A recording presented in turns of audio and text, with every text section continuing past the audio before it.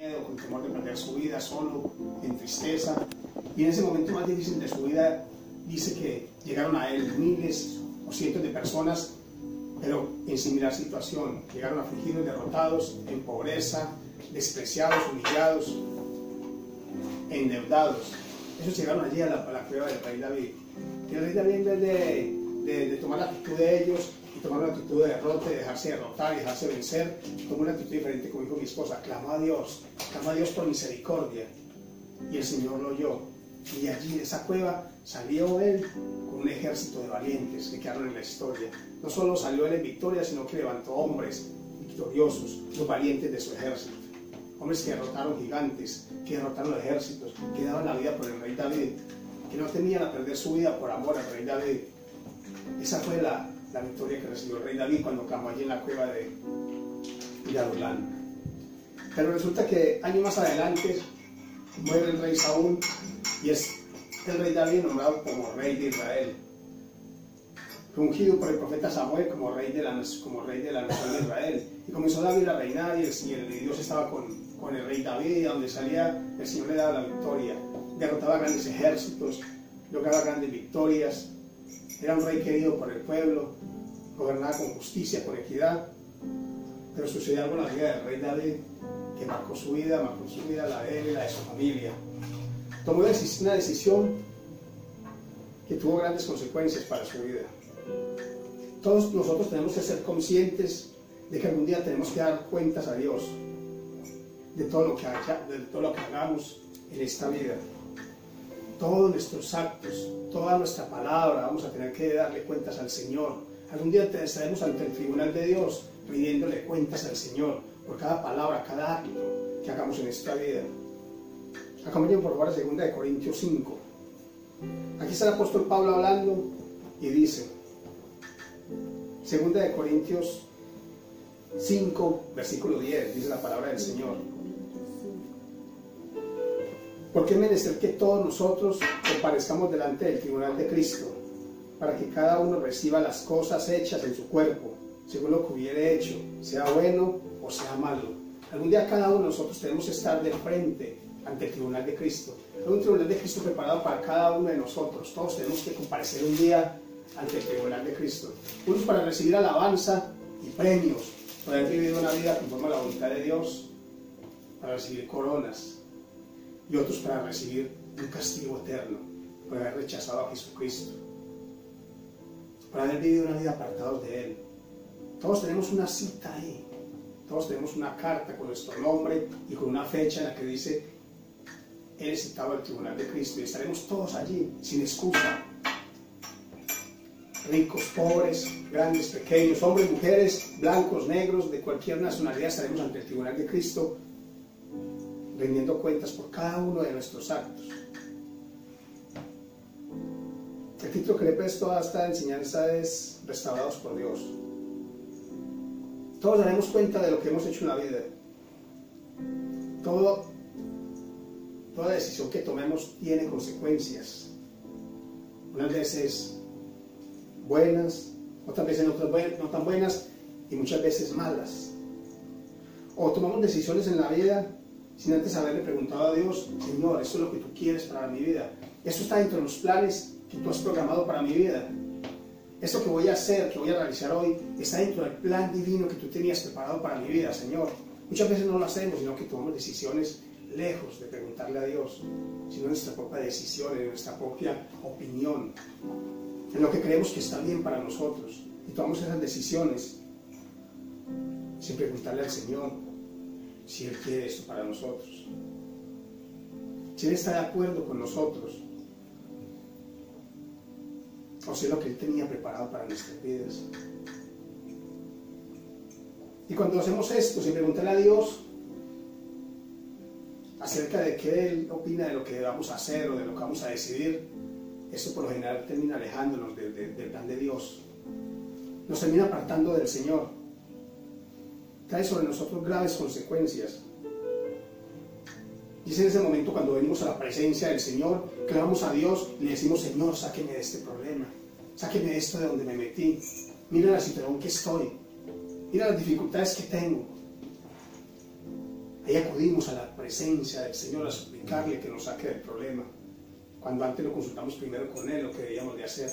Y eso lo hacemos todos, tú, yo, diario, a diario nos equivocamos, a diario pensamos que estamos haciendo la voluntad de Dios en nuestras vidas, pero antes no le hemos consultado a Dios o no hemos esperado la respuesta.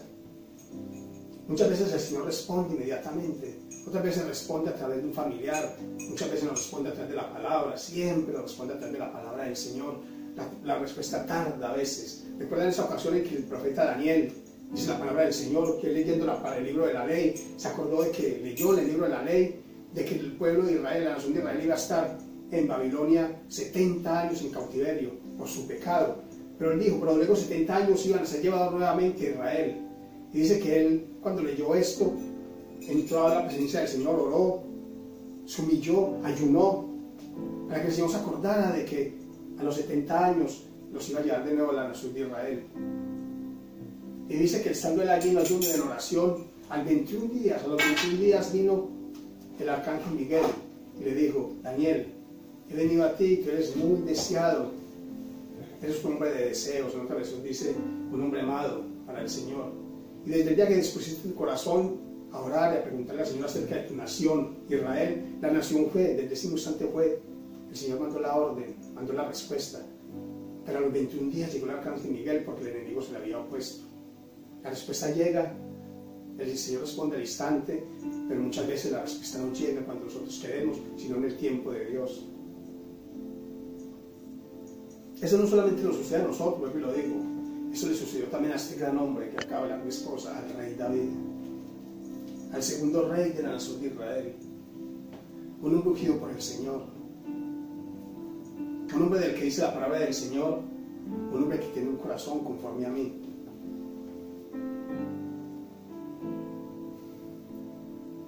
Un día dice la palabra del Señor que en el tiempo que los reyes solían ir a la batalla, porque al parecer en los tiempos antiguos tenían fechas para las batallas, no salían a pelear siempre, tenían como que tiempos para la batalla.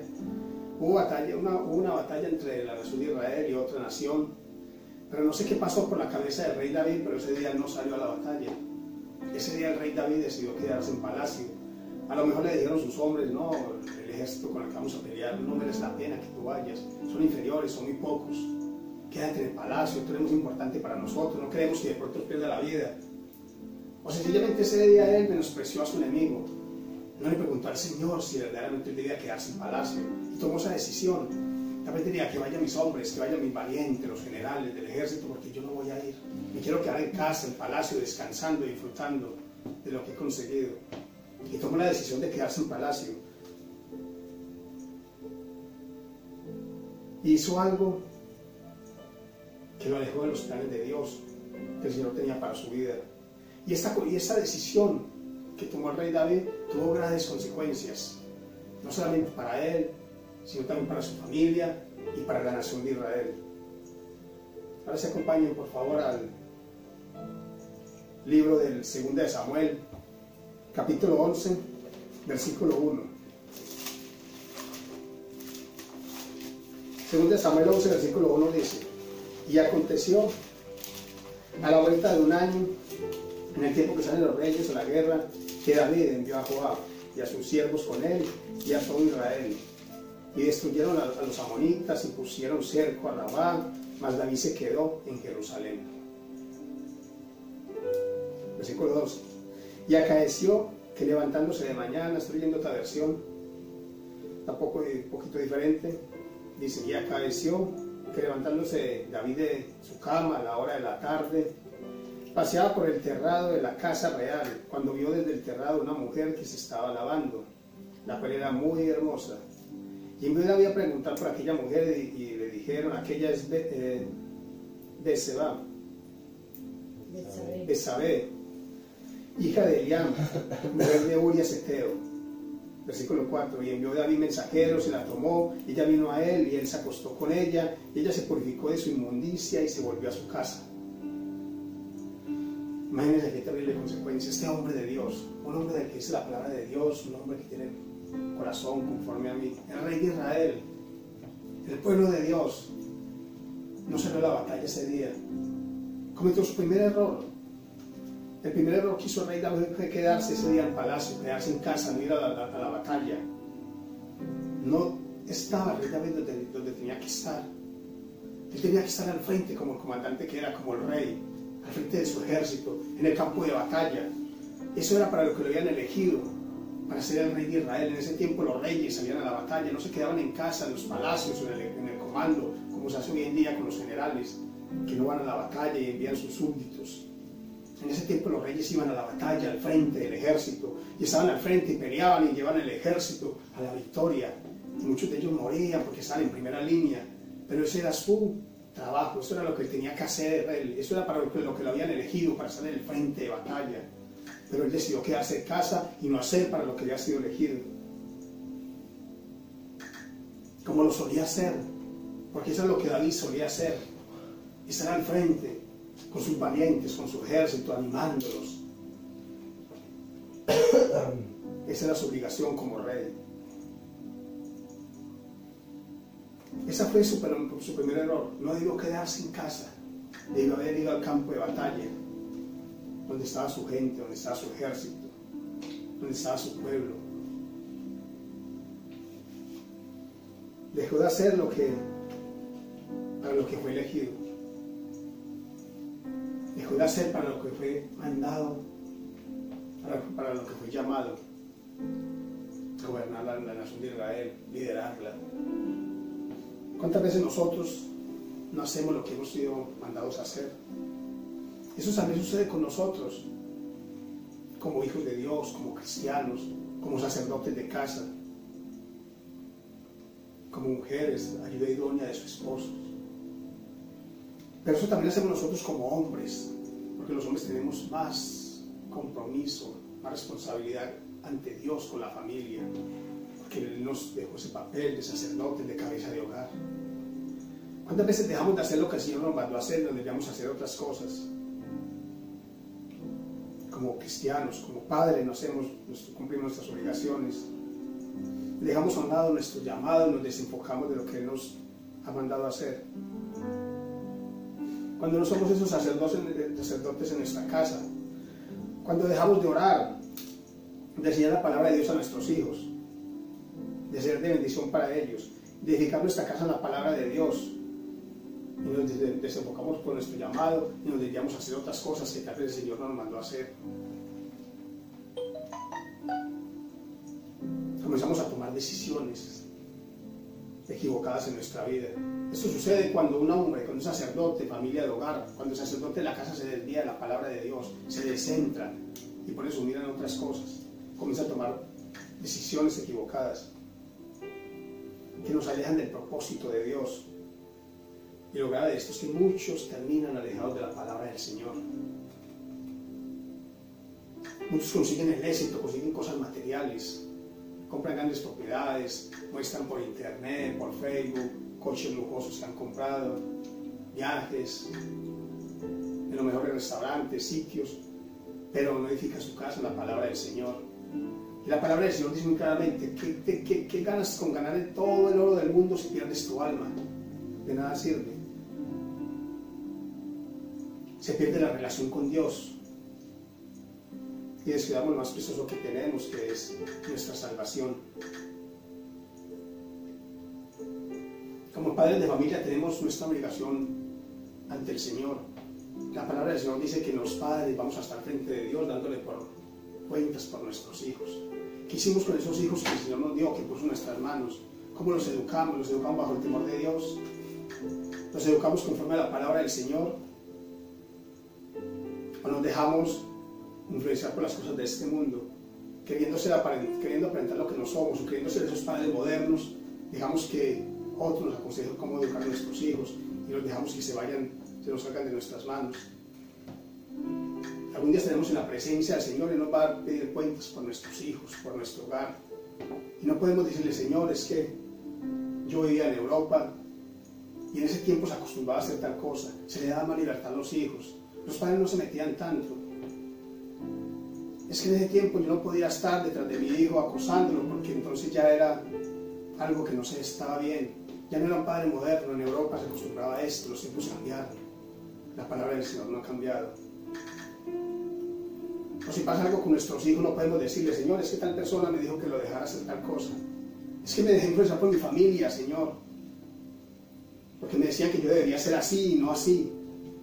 Entonces eso no va a ser excusa para ir al Señor. Tenemos una responsabilidad ante Dios. El Señor nos va a pedir cuenta a nosotros como sacerdotes de hogar. ¿Qué hicimos con la comunión? ¿Qué hicimos con la palabra del Señor? Si nos llevamos a la presencia del Señor, enseñamos la palabra de Dios a nuestros hijos, a nuestra familia, muchas veces no lo hacemos. Y es nuestra obligación. El rey David no solo pecó. El rey David no solo pecó quedándose en el palacio, sino que también él pensó que no habría consecuencias de su pecado. Mire qué pecado tan terrible hizo el rey David. Quedarse en casa primero que todo, dejando de hacer para lo que había sido llamado a hacer. Luego está enterrado en su palacio, claro, estaba ocioso sin saber qué hacer, y ve una mujer en un patio bañándose desnuda y la codició. Se dejó tentar. La palabra de Dios dice que la miró una vez. Tal vez él pudo haber mirado, pero tuvo que retirar la mirada y haberse ido de allí, de ese palacio, de ese terrado, de esa terraza. Pero no, se quedó ahí, mirando y la codició. Dejó que el enemigo contaminara su corazón. La palabra del Señor dice que el pecado es dulce como la miel, nos atrae. Es dulce como la miel el pecado. Dejó que el enemigo contaminara su vida a través de los ojos. Dice la palabra del Señor que deseó esta mujer y mandó a llamarla. Y me dijeron que era la esposa de Urias, de uno de sus mejores hombres, de sus hombres valientes, una mujer casada. Y aún así no le importó y la mandó a llamar y la tomó y pecó con ella. Él creyó que su pecado iba a quedar sin consecuencias, que lo podía ocultar, que nadie se iba a dar cuenta de su pecado. Él pensó que no iban a haber consecuencias de lo que había hecho. Escuchó la voz del diablo que le decía que no pasaría nada, que todo quedaría oculto, porque todos los hombres estaban en la batalla, estaban en la guerra. Allí en el pueblo, en la ciudad, solamente había quedado los niños y las mujeres. Y tal vez el enemigo le dijo, nadie te ha visto, todos están en la batalla. Y si alguna mujer o algún niño te vio, no te va a denunciar porque va a sentir temor, tú eres el rey. Van a sentir temor de ti, no van a decir nada. Esa fue la mentira que el enemigo le hizo creer a David, que podía pecar, que podía desear una mujer casada, que podía adulterar con ella, y que ese pecado iba a quedar oculto y que no iban a haber consecuencias. Esa fue la mentira que el enemigo le metió al rey David. Y esa es la mentira que muchas veces nos mete el enemigo a nosotros.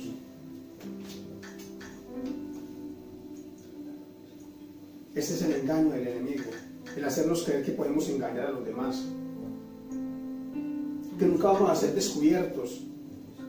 Hombres que adulteran, que tienen relaciones con otras mujeres, con sus secretarias, con las vecinas, que tienen una mujer en diferentes lugares, por favor, que salen con mujeres en otros sitios por la ciudad, cogidos de la mano y creen que nunca los van a ver, que nunca conocido los va a ver. El enemigo les mete ese engaño de que nunca van a ser descubiertos. Y hay unos que tienen 2 o 3 mujeres en la misma ciudad, en diferentes barrios, y creen que nunca nadie los va a ver. El enemigo les hace creer en su mente que ningún conocido los va a ver, que nadie los va a ver cogidos de la mano con otra mujer, que pueden engañar a su mujer por toda la vida. Qué engañados están.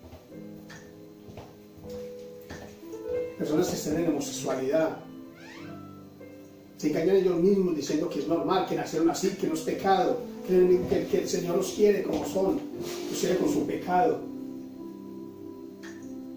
que nacieron homosexuales cuando es mentiras. Nadie nace homosexual, es un espíritu homosexualidad que se les ha metido.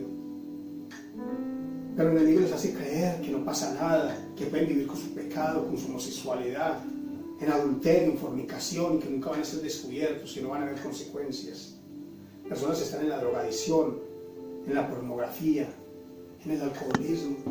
Padres de familia que salen un fin de semana de cobrar su sueldo, su trabajo, el dinero de su trabajo, y en vez de irse derecho a casa, cumplir con las obligaciones de su familia, con su esposa, con sus hijos, se van y se meten a un lugar, a una cantina, a un bar, y se beben todo el dinero de la familia, de su casa, del sustento, de su hogar. Se lo toman en alcohol. Y el enemigo les hace creer que no pasa nada, que nunca van a ser descubiertos, que no hay consecuencias, que pueden engañar a su esposa, a la familia, a los amigos, y que siempre van a creer las mentiras que dicen.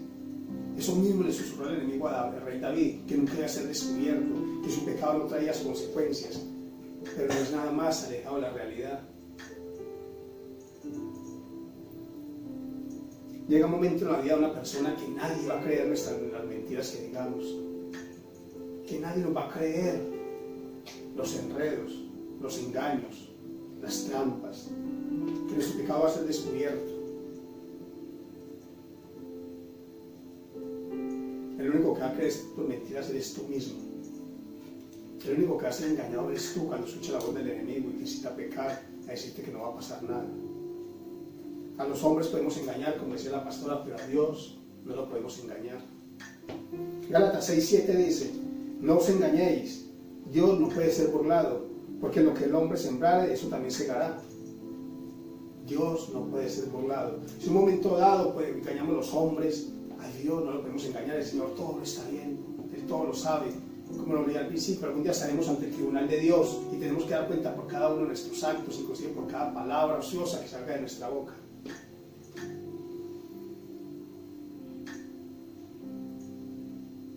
El rey David fue engañado por el enemigo y pensó que su pecado no tenía consecuencias.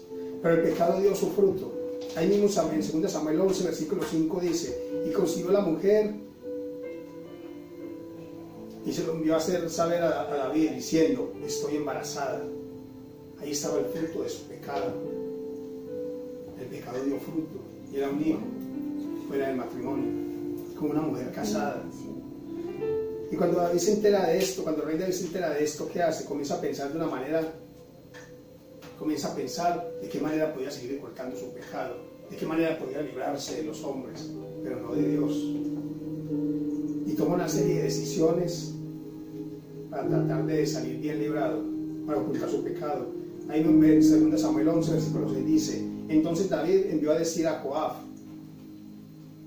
que era el general del ejército del rey David, le dijo: envíame Urias Heteo. Y lo envió Joab a David. Y como Urias vino a él, le preguntó a David por la salvación de Joab y por la salvación del pueblo y asimismo de la guerra. Después dijo David a Urias: desciende a tu casa y lava tus pies. Y saliendo Urias de casa del rey, vino tras de él comida real. Versículo 9: mas Urias durmió a la puerta de la casa del rey con todos los siervos de su señor y no descendió a su casa. Urias era uno de sus valientes, de los hombres fieles. Urias dijo en su corazón: yo no voy a dormir en mi casa con mi esposa, mientras mis compañeros, mis amigos están en el campo de batalla. Porque era un hombre fiel, leal al rey.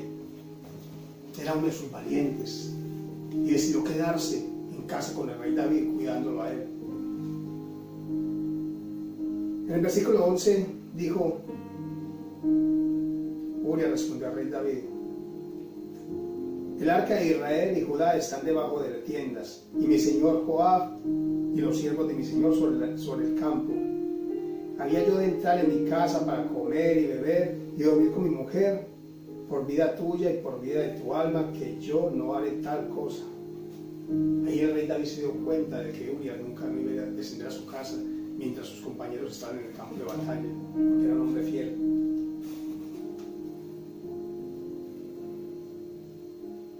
El rey David decide finalmente matar a Urias. Cuando seguimos la historia del rey David, de esta escena, el rey David se da cuenta que Urias no va a ir a su casa, que no lo va a abandonar porque es un hombre fiel, y decide matarlo. Pero no lo mata él mismo, sino que envía una carta con él mismo diciendo al general que lo ponga en el frente de batalla, en el lado más fuerte, más peligroso, porque sabía que allí no iba a sobrevivir, y mandó la sentencia de muerte con Urias Heteo. Con él mismo mandó su sentencia de muerte. 2 Samuel 11, versículo 23 dice: dijo el mensajero a David. Dice la historia que Urias llegó con la carta, el general Joab leyó la carta y se dio cuenta de que David quería la muerte de Urias, porque era uno de sus valientes, no tenía que estar en el frente de batalla. Pero el rey David dijo: cuando la batalla esté más fuerte, pon a Urias en el lugar más cerca de la batalla, donde cualquier flechero lo va a alcanzar, o una lanza. El general se dio cuenta que David quería la muerte de Urias Heteo, pero como era su comandante, siguió las órdenes de David. Dice la historia que la batalla Urias fue al frente de la batalla y finalmente Urias murió. Y el general mandó un mensajero dándole las noticias a David para que le dijera que por fin que Urias ya había muerto, que su orden había sido cumplida. En el versículo 23 de 2 Samuel 11 dice: dijo el mensajero a David: prevalecieron contra nosotros los hombres que salieron a nosotros al campo, y en que nosotros le hicimos retroceder hasta la entrada de la puerta, pero los flecheros tiraron contra tus siervos desde el muro, y murieron algunos de los siervos del rey, y murió también tu siervo Urias Heteo. El rey David no solamente cometió adulterio con una mujer casada, no solamente primero que todo dejó su deber como rey de estar en el frente de batalla, se desvió de su llamado, sino que cometió asesinato. Mató a uno de sus valientes, a uno de sus hombres fieles, a uno de sus hombres que estaba dispuesto a dar la vida por él. Lo asesinó, lo envió al campo de batalla donde él sabía que no iba a sobrevivir. ¿Qué estaría pasando por la cabeza del rey David para cometer semejante cosa? ¿Por qué escuchó la voz del enemigo? ¿Por qué se dejó engañar? Porque el rey David era un hombre como tú y como yo, con pasiones, era un hombre débil, conocía la palabra del Señor, conocía a Dios, pero era débil, no era perfecto, no era sano, se equivocaba, se dejó engañar del enemigo. ¿Cuántas veces nosotros hacemos lo mismo? Nos dejamos engañar del enemigo, nos desviamos de nuestro llamado y hacemos cosas que no están conforme a, que no son de Dios, que no están bien ante los ojos de Dios, y pensamos que podemos engañar al Señor, que podemos ocultar nuestro pecado, que nadie se va a dar cuenta, que nos podemos salir con la nuestra. ¿Cuántos están dañando su matrimonio con otras mujeres? ¿Cuántos están desarruinando su vida por el alcoholismo, por la drogadicción?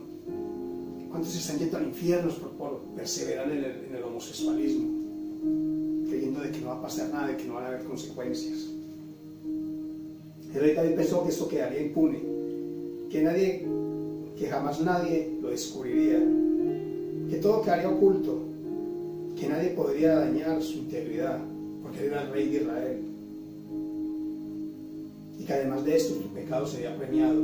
¿Premiado por qué? Porque seguimos leyendo la historia, dice que en el versículo 11 la mujer de Urias va a su casa. Versículo 11, 26, mire cómo termina la historia. Mire cómo cree el rey David que a pesar de que pecó y falló, iba a recibir un premio por su pecado. Versículo 26 dice: oyendo la mujer de Urias que su marido era muerto, hizo duelo por su marido, y pasando de luto envió David y la recogió a su casa, y fue ella su mujer, y parió un hijo. Mas esto que había hecho fue desagradable a los ojos del Señor. O sea, después de que cometió su pecado, después de que lo mandó a asesinar, el rey David pensó que aún así iba a ser premiado, que iba a recibir un premio, que se iba a quedar con su mujer, con esa mujer, y la hizo una de sus concubinas. Pero mire cómo termina el versículo 27, dice: pero esto fue desagradable a los ojos del Señor. También los hombres no lo supieron, seguro que sí lo supieron. Seguro que los hombres supieron de que David había matado a Urias para quedarse con su mujer, pero como era el rey nadie se atrevió a denunciar esto, por temor a su vida, por respeto al rey, por amistad, por lo que fuera. Pero ante los ojos del Señor esto fue desagradable.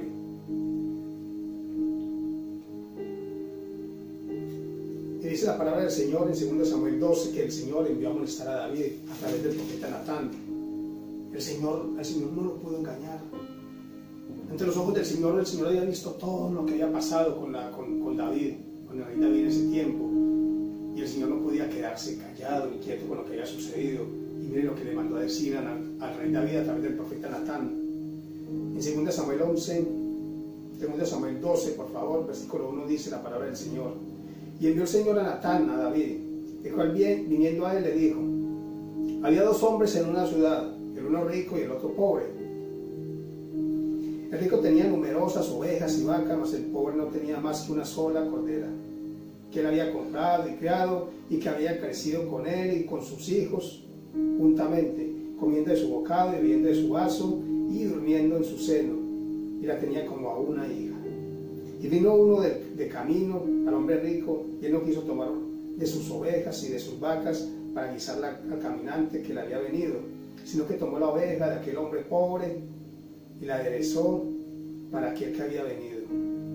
Entonces se encendió el furor de David en gran manera contra aquel hombre, y dijo a Natán: vive el Señor, que el que tal hizo es digno de muerte.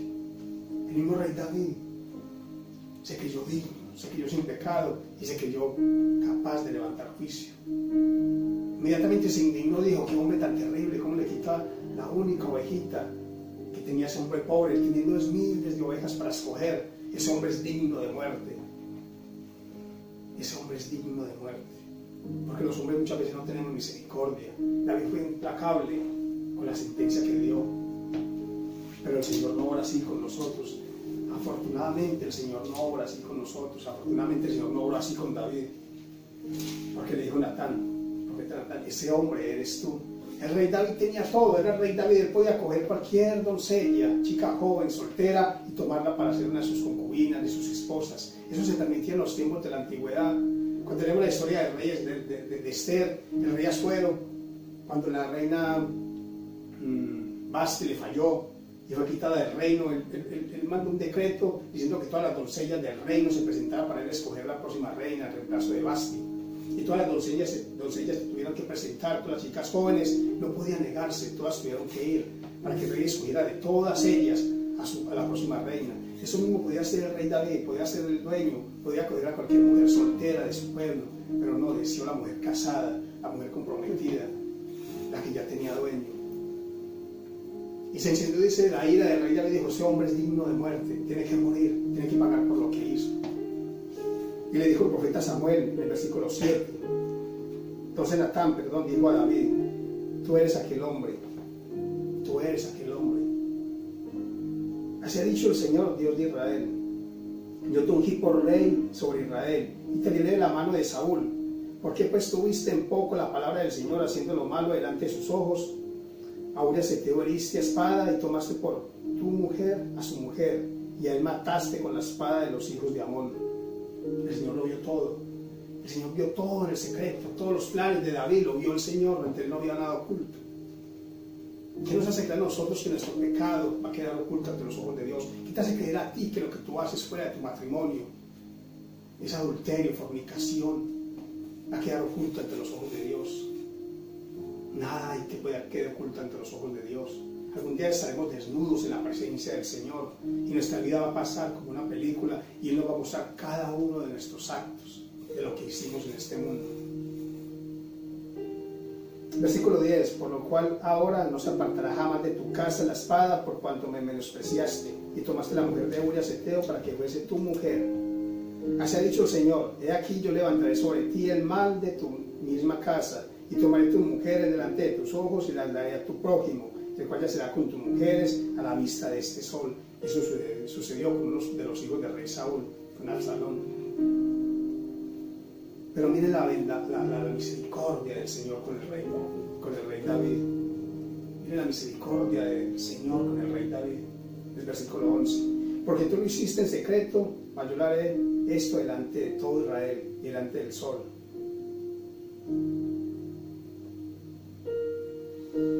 Pero tú no morirás. Pero le perdonó la vida. Tuvo misericordia a pesar de todo del rey David. El pecado de David trajo graves consecuencias, no solamente para él, sino para su familia y para la nación, porque la nación a partir de ese momento fue guerra tras guerra. Cuando leemos la historia del rey David, vemos que el reinado del rey David constantemente guerras, no hubo paz en el tiempo del rey David.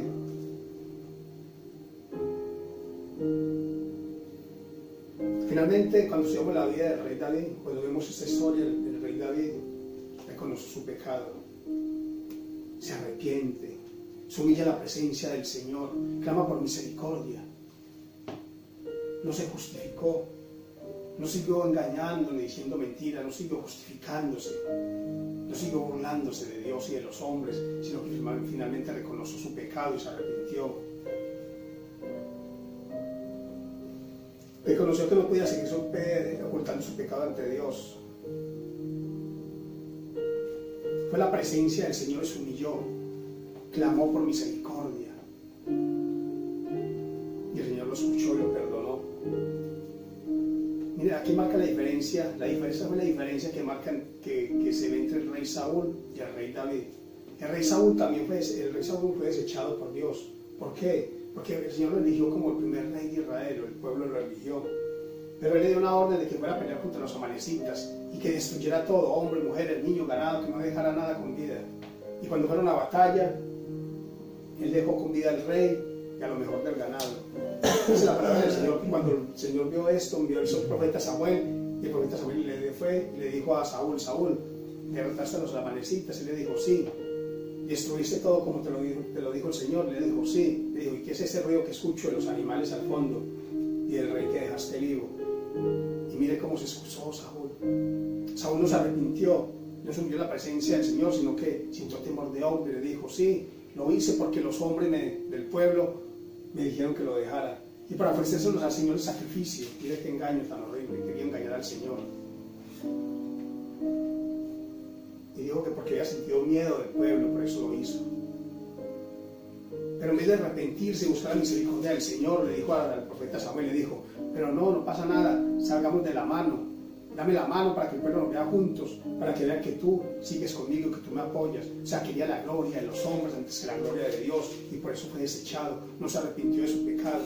Si él se hubiese humillado en la presencia del Señor, hubiese reconocido su pecado, el Señor lo hubiese perdonado, porque Él es fiel y justo para perdonarlo, pero no lo hizo. El rey Saúl prefirió la gloria de los hombres antes que la obediencia al Señor. Todo lo contrario que hizo el rey Saúl, el rey David. Él se humilló en la presencia del Señor, reconoció su pecado, pidió perdón, misericordia, y fue escuchado y oído. Su vida fue perdonada, pero hubieron graves consecuencias para el reino, para su familia. Más adelante vemos la historia que su hijo se sublema, le quiere quitar el reino, le quita a sus mujeres. Y el reinado del rey David fue un reinado de guerra, de mucha sangre. Inclusive cuando él quiso hacerle el templo al Señor, casa del Señor, Dios le dijo que no, porque le había derramado mucha sangre. Consecuencias de su pecado. Pero aún así se arrepintió.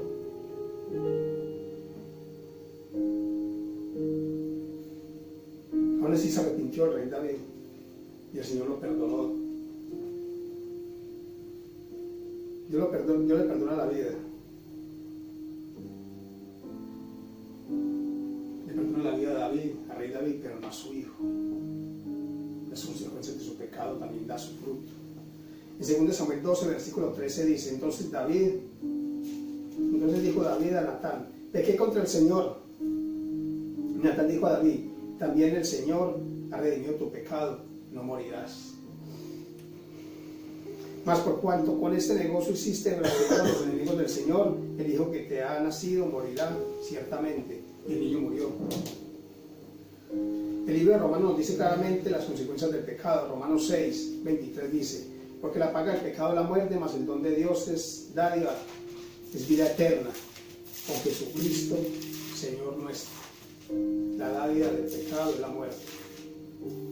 Cuando estudiamos la vida del rey David, descubrimos que hubo guerra durante todo su reinado.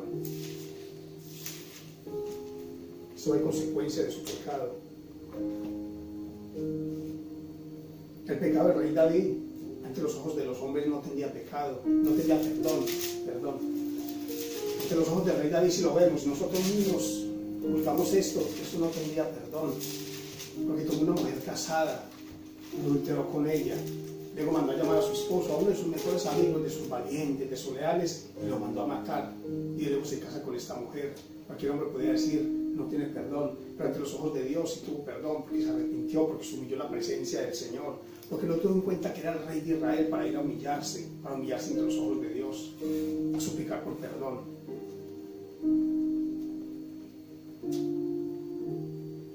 Dios perdonó, pidió perdón y misericordia el rey David al Señor. Fue un hombre que verdaderamente reconoció que había fallado a Dios.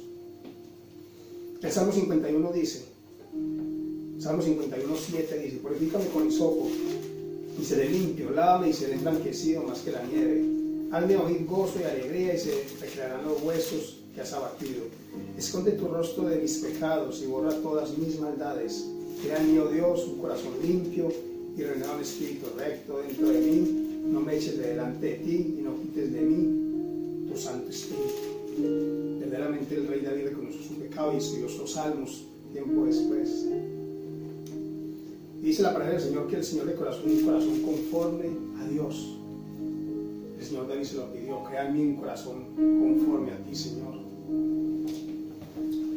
Dios tiene misericordia cuando nos humillamos en su presencia. El rey David lo entendió y lo escribió. El testimonio de esto. Salmo 51:17 dice: los sacrificios de Dios son el espíritu quebrantado. Al corazón contrito y humillado no despreciarás tú, oh Dios. Finalmente el rey David vivió una vida íntegra delante de Dios. Falló como hombre, porque todos los hombres fallamos, pero cuando fallaba iba a la presencia del Señor, se humillaba y el Señor lo levantaba y lo restauraba, lo perdonaba.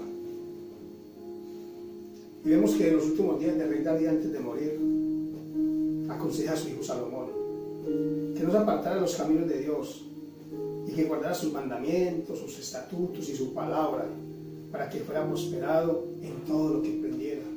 Un hombre que finalmente reconoció que apartado de Dios no sería nada, que lejos de la presencia del Señor nada conseguiría, que era la misericordia de Dios la que lo sostenía, la que le había dado el reino, de que apartado de Él no podía hacer.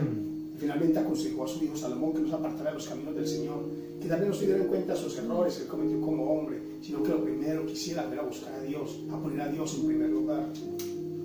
En Segunda de Reyes 2:1 dice lo siguiente: y llegaron los días de David para morir, y mandó a Salomón su hijo diciendo: yo voy el camino de toda la tierra, esfuérzate y sé varón.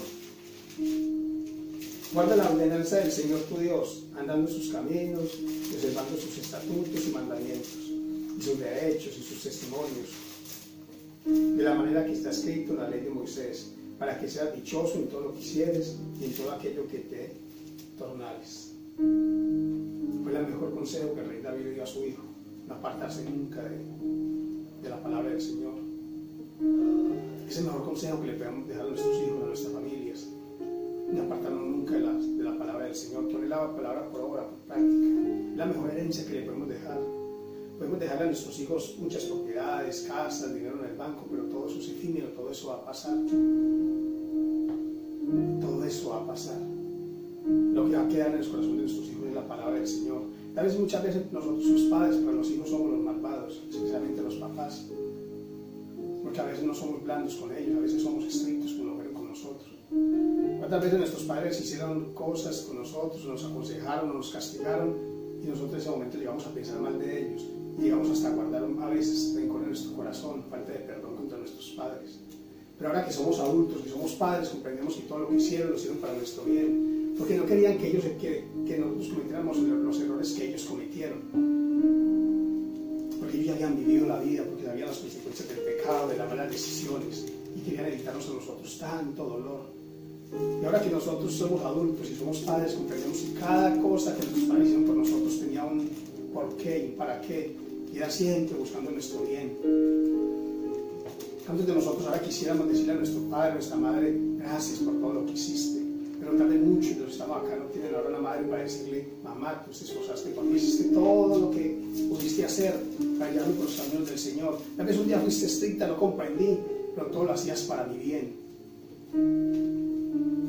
Los que tienen sus padres, valórenlos, les sigan sus consejos, respétenlos, honrenlos. La palabra de Dios es el primer mandamiento que tiene: honrarás a padre y madre y tendrás larga vida, y todo lo que hagas prosperarás. Valoren cada esfuerzo de sus padres, porque tal vez algún día te vas a despertar y no vas a tener a alguien a quien decirle mamá, o a quien decirle papá.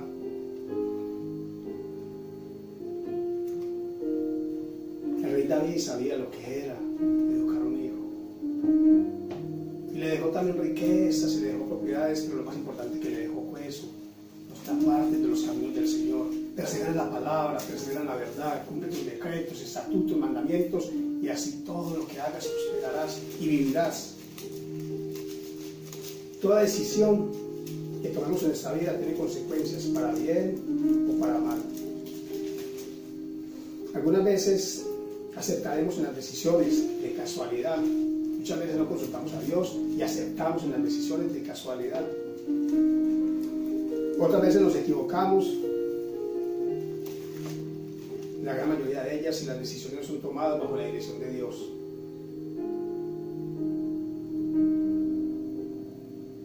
Y si las decisiones que tomemos son guiadas por Dios, estaremos tranquilos. Porque Dios quiere lo mejor para nuestras vidas. La palabra nos dice que Él tiene pensamientos de bien y no de mal para nosotros. Para darnos el fin que esperamos.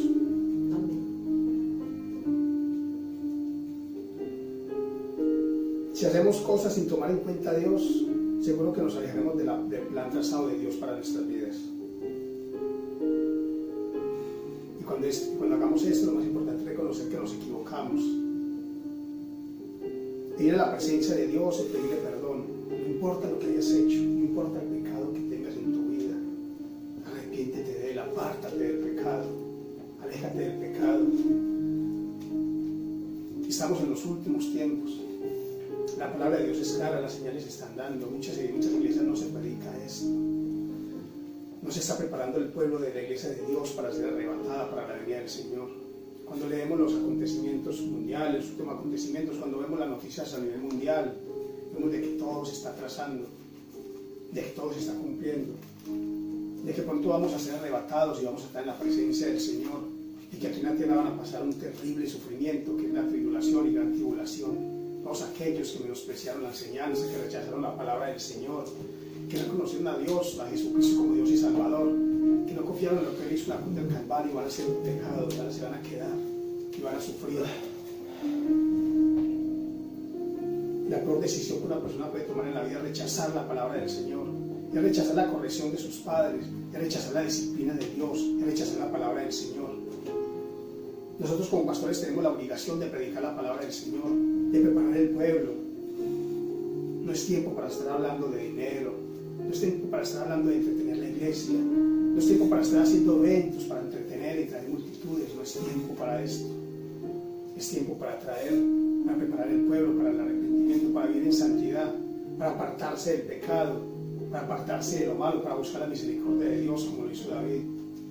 Nada queda oculto ante los ojos de Dios. El Señor todo lo ve, el Señor todo lo sabe, el Señor conoce hasta los más íntimos secretos de tu corazón. David pensó que podía engañar al Señor y no fue así. El Señor lo vio, el Señor lo amonestó y eso tuvo consecuencias. Es tiempo de volver a la santidad, de volver a los caminos del Señor, de buscar la presencia del Señor.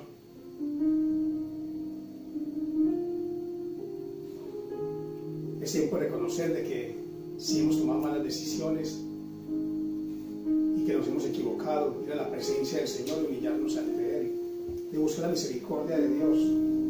Dios es fiel y justo para perdonarnos, para restaurarnos, para salvarnos, para limpiarnos. Él no quiere que nadie se pierda, sino que todos procedan arrepentimiento. Él es un juez justo, pero muchos piensan que Dios es un Dios de amor y que Él los quiere con su pecado. Y que así pecando y que así con una vida en adulterio, en pecado, en fornicación, en drogadicción, en alcoholismo, que cuando se mueran van a ir al cielo. Y no es así. Muchos creen que el Señor es un Dios bueno y es bueno. Muchos dicen el Señor es bueno, no va a condenar a nadie, nadie va a ir al infierno. El infierno no existe. El infierno existe y es más real que la tierra. Es un lugar físico en el centro de la tierra. El Señor Jesucristo habló muchas veces del infierno, del lago de fuego, del lugar donde será el lloro y crujir de dientes. Muchos dicen, Dios es un Padre bueno, no va a enviar a sus hijos, claro que no, pero Él es un juez justo. Él es un juez justo.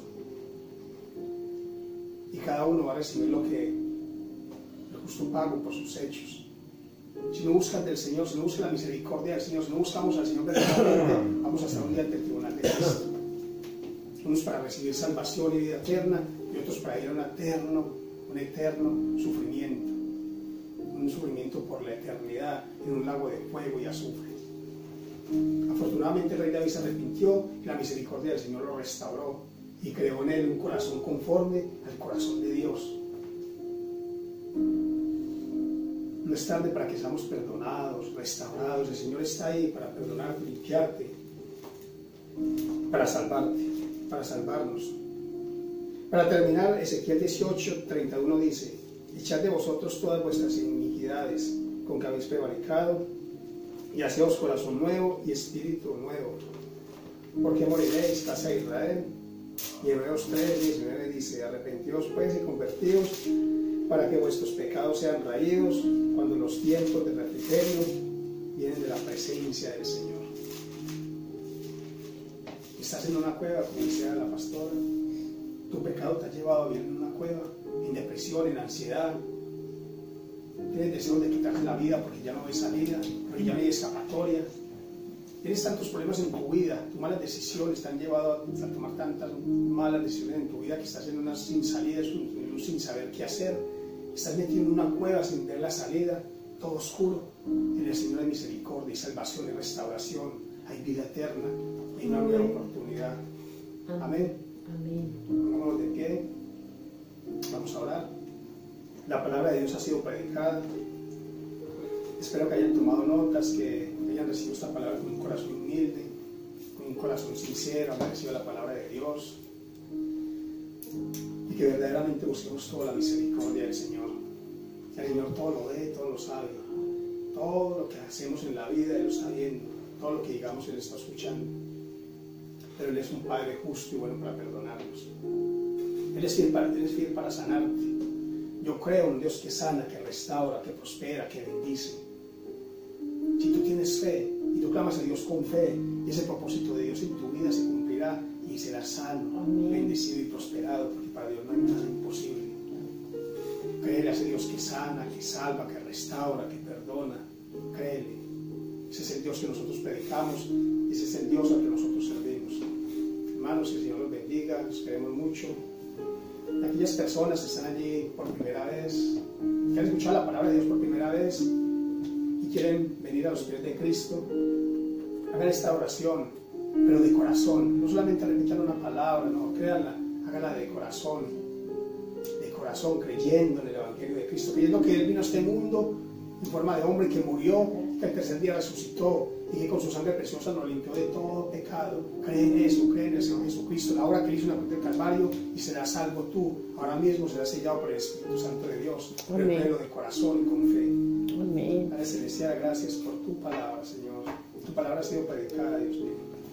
Gracias, Señor. Gracias, Señor, Dios mío, porque tú nos has dado ese regalo precioso, la salvación, Señor, por gracia, no por obras, no por dinero, Señor. No tenemos nada que pudiéramos darte para comprar ese regalo precioso, la salvación que nos has dado, Señor. No tenemos que hacer pacto, no tenemos que dar dinero, no tenemos que pagar la salvación, Señor, ni los milagros se pagan.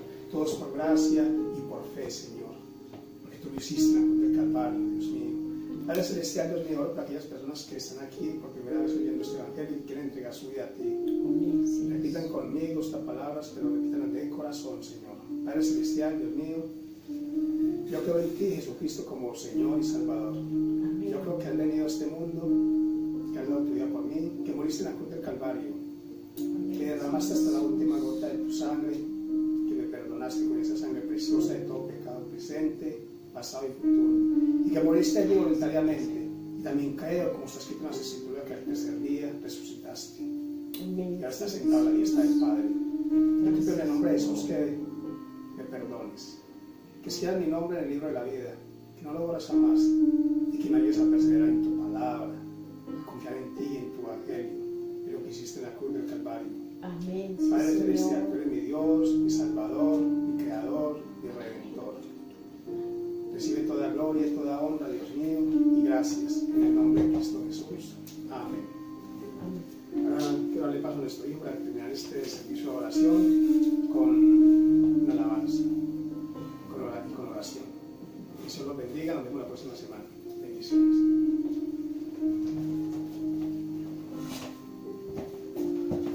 Amén. Esperamos que la palabra haya sido de bendición, que haya hablado a tu vida. Me van a disculpar, estoy con la garganta un poquito malo, pero gracias a Dios puedo hablar todavía. Es una bendición estar en otro punto más, y ahí donde tú estás, cierra tus ojos, adora a Dios, dale las gracias Señor, porque tú eres un Dios justo, un Dios bueno. Gracias Señor, porque Señor, tú no miras, Señor, lo que somos, Señor, una naturaleza pecadora, Señor.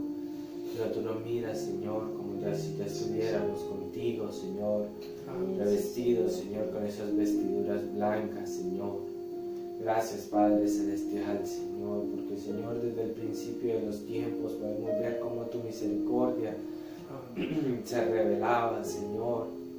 Gracias, Señor, porque, Señor, si tú fuiste capaz de restaurar a un hombre que había cometido un asesinato, Señor, Padre Celestial, Señor, si tú fuiste capaz, Señor, de restaurarlo, Señor, ¿cómo no vas a poder restaurarnos a nosotros, Señor, Padre Celestial, Señor? Dios mío, Señor, gracias, Dios mío. Gracias, Señor, porque tu amor es grande, Señor, tu misericordia no es aún más, Señor. Padre Celestial, Señor, que esta palabra, Señor, que ha sido predicada, Señor, llegue a las vidas de tus siervos, Señor, que traiga conforte, Señor, que traiga, Señor, sanación, Señor.